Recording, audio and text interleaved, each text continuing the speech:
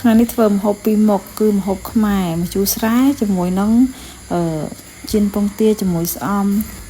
ដំបងឡើយនឹងអត់ទាន់ដាក់ខ្លួនឯងត្រូវលោអីទេបើជិះម៉ូតូទៅកន្លែងអ្នកលក់ត្រីដល់ពេលឃើញត្រីពោល្អពេកហ្នឹងក៏ឲ្យគេធ្វើមួយតែធ្វើឲ្យស្អាតកាត់កង់ឲ្យហើយអញ្ចឹងមកដល់ទេយើងចាំតែលាងទឹកស្លតែម្ដងចាហើយបន្តមកទៀតហ្នឹងគឺយើងរៀបចំចិត្តបន្លែហ្នឹងគឺទិញបានតឡាច់មួយជាមួយនឹងពេញប៉ោះ2ផ្លែម្ទេសមួយអញ្ចឹងណាម្ទេសនេះគឺអត់ហឹលទេយើងដាក់យកពណ៌ឲ្យតែស្អាតទៅចាស្លម្ជូរតឡាច់ជាមួយពេញប៉ោះម្ដងហើយហ្នឹងពេលដែលអ្នកលក់កំពុងតែធ្វើត្រីពោនឹកឃើញសុភាសិតមួយគេនិយាយថាបើស្លត្រីព្រួលកុំចោលសកាស្លត្រីប្រាកុំចោលសកៃ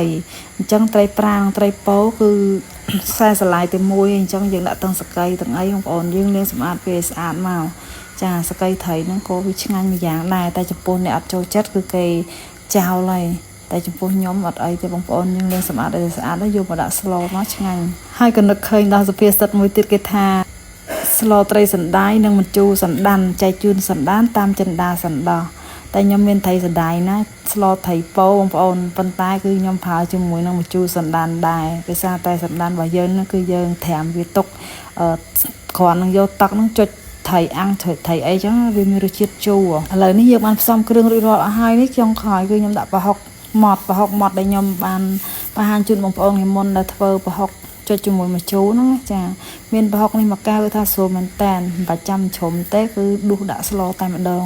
ឥឡូវនេះថារួចរាល់អស់ហើយយើងរៀបចំដាក់ដាំទឹកឲ្យពុះហើយរៀបចំស្លតែម្ដងឆ្នាំងរបស់យើងនេះគឺខ្ញុំគិតថាស្លបន្តិចទេដាក់ឆ្នាំងតូចបានហើយស្ល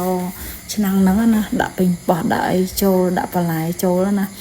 ខ្ញុំអត់ដាក់ត្រីមុនទេដោយសារតែបើដាក់ត្រីពោហ្នឹងវាឆាប់ផុយឆាប់ឆ្អិនពេកអញ្ចឹងយើងដាក់បន្លែមុនទៅ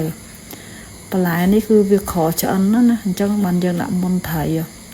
ចាដាក់បន្លែពីរមុខហ្នឹងចូលហើយជាមួយនឹងម្ទេសគឺយើងមកវាឲ្យវាមើលទៅជិតឆ្អិនសិនបន្ថែមជាមួយនឹងប្រហុកដែលយើងបានរៀបចំមិញហ្នឹងមកហើយគ្របវាទុកឲ្យពុះល្អចាបន្ទាប់ពីឃើញថាសម្លរបស់យើងបានពុះហើយវាឡើងពពុះបែបនេះយើងក៏ចាប់ផ្ដើមដុសពពុះចេញទៅហើយនេះគឺជាម្ជូរសណ្ដានខ្ញុំស្រង់ចេញពីកែវគីឡូមកបងប្អូនទាំងអស់គ្នាហើយជុំវាបែកទៅដាក់ចូលក្នុងស្លនេះតែម្ដងហើយបន្ទាប់មកទៀតហ្នឹងដុសពពុះនេះចេញឲ្យអស់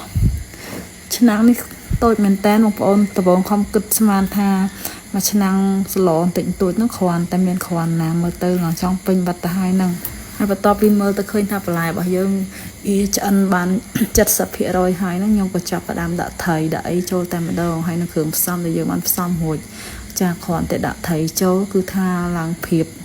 ទឹកហៀឡើងភាពឆ្នាំងតែម្ដងមើលទៅដូចជាមិនកែទេមកទៅបងប្អូនព្រោះសកោទៅដូចពិបាកពេកកោទៅវាចេះតែកពុបតាក់វាចេះតែកពុបបន្លែអញ្ចឹងហើយខ្ញុំក៏ចាប់ផ្ដើមដូរឆ្នាំងដាក់ឆ្នាំងអាធំជាងនឹងវិញថាចង់ស្លឆ្នាំងនឹងម្ដងមានបានស្លទេស្លយើងវាហៀទឹកហៀអីអញ្ចឹងហើយក៏ដូរចាក់ដាក់ឆ្នាំងធំមួយទៀតដល់ពេលដាក់ឆ្នាំងនេះទៅចាប់ផ្ដើមស្រួលជុំកោច្រវាល់ស្លរបស់យើងម្ដងណាប៉ុន្តែហ៊ានកោខ្លាំងទេបងប្អូនខាត់បាយសាច់ត្រី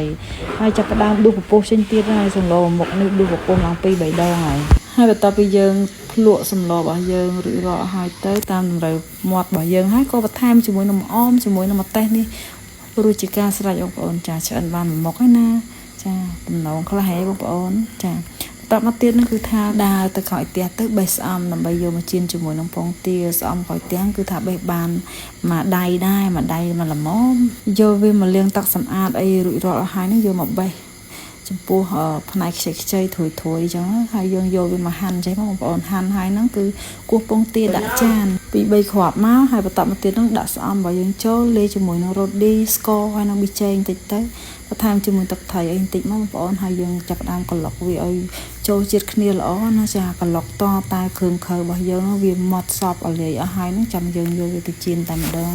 ចាឲ្យផ្លេចគ្រឿងផ្សំមួយមុខទៀតហ្នឹងគឺខ្ញុំបន្ថែមជាមួយនឹងខ្ទឹមបំពងដែរបងប្អូនតែខ្ញុំចង់សួរបងប្អូនថាពេលបងប្អូនជៀនពងទាជាមួយស្អំអញ្ចឹងបងប្អូនធ្លាប់ដាក់ខ្ទឹមអត់ដាក់ខ្ទឹមសខ្ទឹមអីខ្ទឹមឆៅណាបងប្អូនចំពោះខ្ញុំវិញនៅតែឆ្ងល់ដោយសារចេះខ្ទឹមសវាមានក្លិនយ៉ាងកពុលហើយស្អំរបស់យើងវាមានក្លិនកពុលទៀតអញ្ចឹងតើគេដាក់ខ្ទឹមសទៀតអត់អញ្ចឹងណា